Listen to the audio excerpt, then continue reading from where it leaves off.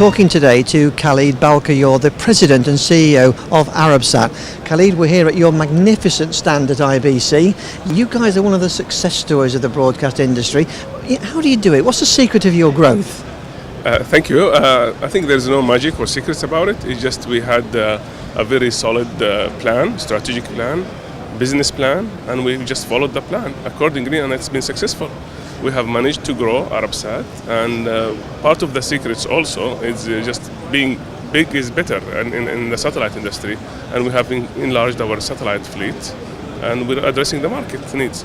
Yes, and of course another way of being bigger and better is acquisition partnerships. Now you've got a new one in Qatar. Well, Qatar was not an acquisition actually, it's a partnership. We signed an agreement with Eutelsat, the Qatar satellite company, for sharing our spectrum. We're giving them 5 megahertz of bandwidth, so they come to our orbital position, a hotspot position, and they enrich our content and viewership in that position. So it's like a win-win situation. They win the location, the spectrum. They will launch their own satellite. They manage their own fleet, but in our location.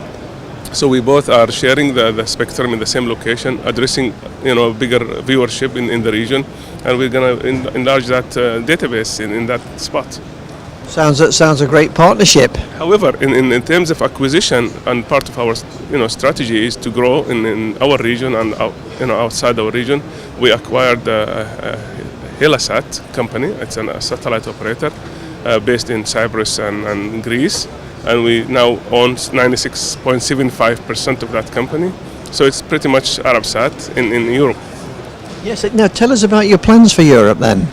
Well, with the acquisition of Arabsat is a single satellite company, but we will deploy 2 new satellites replacing the existing one.